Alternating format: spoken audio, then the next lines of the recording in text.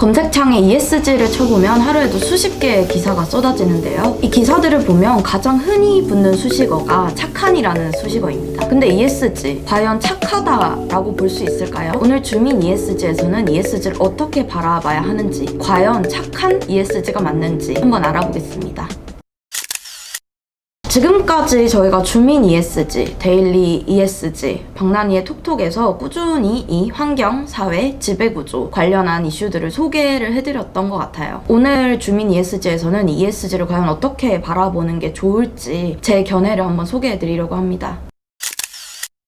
기사들을 보시면 ESG 앞에 착한이라는 수식어가 굉장히 많이 붙는 걸 보실 수 있어요. 착한 투자, 착한 기업 이런 얘기들이 굉장히 많이 나오고 있는데요. 제가 일선 현장에서 ESG를 취재를 해오면 국내에서는 아직 이 ESG에 대한 인식이 되게 미미해서 착한이라는 수식어를 쉽게 가져다 붙이는 게 아닌지 이런 생각이 좀 듭니다. 이 착하다라는 말이 기업 앞에 붙으면 여러분들은 좀 어떤 생각이 드세요? 이 기업은 본디 이윤 극대화를 위해서 움직이는데 이 의무 이외에 환경이나 사회에 신경을 쓰면 하지 않아도 될 일까지 하는 뭔가 기특한 일을 했다는 생각이 들지 않으세요? 기업의 책무를 넘어서 일종의 플러스 알파를 하고 있는 칭찬의 말처럼 착한이라는 의미가 기업에게는 쓰입니다. 근데 제가 ESG를 취재를 하면 할수록 착하다라는 말은 ESG에 좀 맞지 않다라는 생각이 드는데요. 착하고 선하다는 얘기가 ESG 앞에 붙으면 기업이 해도 그만, 안 해도 그만인 일을 했다는 것처럼 느껴지잖아요. 하지만 이 ESG는 선택의 영역이 아니라 필수의 영역이라고 생각이 되거든요.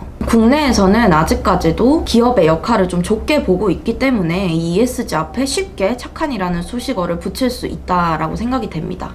사실 이 컨텐츠를 보는 독자분들도 이 ESG가 나의 자산에 어떤 식으로 영향을 미칠 건지 지금 체감하지는 못하고 계실 거라고 생각이 들어요. 지금까지 수십 년 동안 이익 극대화만을 위해서 달려왔던 기업들에게 ESG라는 개념을 갑자기 체화하기는 생소할 거라는 느낌도 듭니다. 하지만 전 세계적으로 너무 수많은 금융사들과 회사들이 ESG를 하나의 경영 전략으로 체화하고 있습니다. 가장 자본의 흐름에 발빠르게 대처하는 금융사들 같은 경우에는 ESG를 아예 본인의 대출에, 자산에 통합시키겠다는 전략을 발표한 지는 꽤 많이 지났고요. 셀 수 없을 정도로 많습니다. 탈석탄 선언 같은 거는 아주 초기의 단계고요. 그걸 넘어서 대출에까지 ESG, 탄소 배출량 등 사회에 공헌하는 게 얼마인지, 다양성을 얼마만큼이나 이 사회에 넣고 있는지 여러 가지 것들을 포함시켜서 투자를 하고 대출을 진행하고 있어요. 아예 적극적으로 나서서 그린본드를 활성화시키기 위해서 본부를 만든 은행사들도 꽤 있고요. 기후 리스크를 경영에 도입하지 않으면 자산을 잃을 수 있다는 현실적인 위협으로 ESG를 보고 있기 때문입니다. 최근 열린 경제 포럼들에서 빠지지 않는 게 기후금융, 기후위기와 관련된 아젠다인데요. 이런 흐름들만 보더라도 금융사들은 굉장히 체화하고 있다는 걸 볼 수 있어요. 국내에서도 ESG 경영에 앞서고 있는 곳들은 금융사와 증권사들인데요. 돈을 쥐고 있는 투자자들도 마찬가지입니다. 최근에 세계 최대의 사모펀드죠. 블랙스톤 같은 경우에는 자기들이 앞으로 투자하는 기업들에게 탄소 배출량 감축 15%를 달성하지 않으면 투자를 하지 않겠다라고 밝혔고요. 저희가 꾸준히 소개해드린 세계 최대 자산운용사인 블랙록 또한 앞으로 모든 투자 기업의 ESG 요소를 반영하겠다고 밝혔습니다. 지금 있는 ETF 같은 경우는 테마를 기후로 잡아서 하고 있다면 앞으로는 모든 기업의 ESG를 평가하겠다라는 겁니다. 이전에 CSR이라는 부분은 투자자들이 이 ESG와 관련해서 자본이 ESG 요소를 도입하고 ESG를 체화하는 이유는 단순히 좋은 기업, 잘하고 있는 기업, 환경과 사회에 공헌하는 기업에 투자를 함으로써 본인들의 체면을 살리기 위함이 아닙니다. 이제 이렇게 하지 않고서는 살아남을 수 없고 본인들의 자산을 잃을 위험성이 확실해졌기 때문이죠.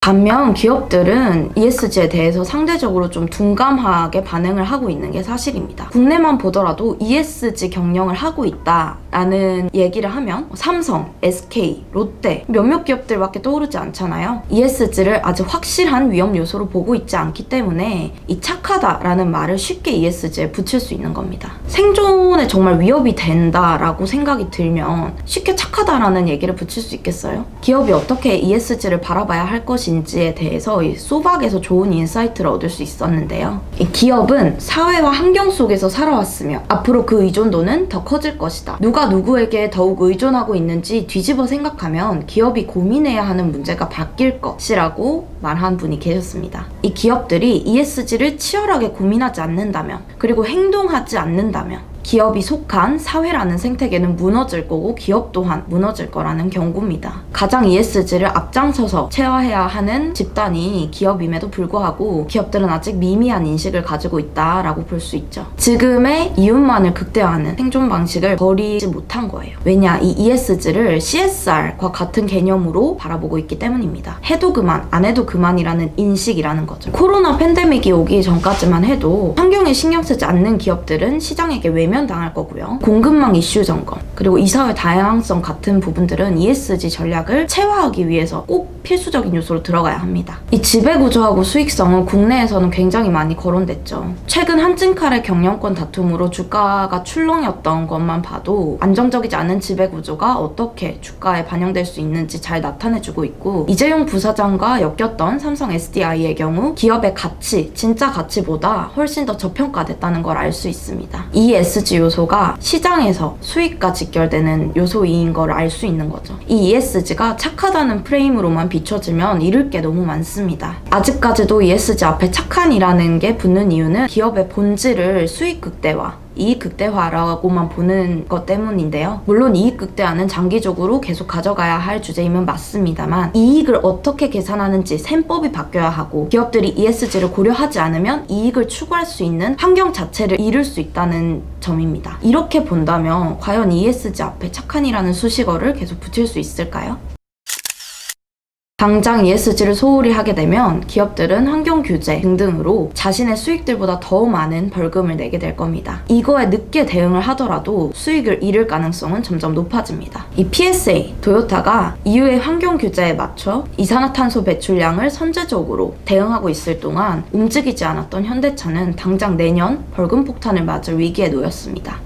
당장의 이익 때문에 석탄 발전을 유지했던 한국전력의 네덜란드 APG가 진짜 투자금을 회수하는 사건도 벌어졌습니다. 앞으로 이 환경, 사회, 지배구조에 대응하지 않는 기업들은 살아남지 못합니다. 비단 착하다는 식으로만 포장하면 이 인식 자체의 전환이 어렵다는 거죠. 인식이 전환되지 않으면 이 위험도를 체감하는 수준이 달라집니다. 늦게 체감하는 국가일수록 변화하는 흐름 앞에서 살아남기가 더욱 어려워집니다. 살아남기 위해서 더 많은 비용을 치러야 하는 거죠. 투자자들도 소비자들도 마찬가지입니다. 이 ESG를 단순히 플러스 알파의 요소로만 바라본다면 장기적으로 변화에 대응하는 속도는 더 늦어질 겁니다. ESG는 선택의 영역이 아니라 필수의 영역입니다. 더 이상 ESG를 착하다라고 포장하지 않았으면 하네요.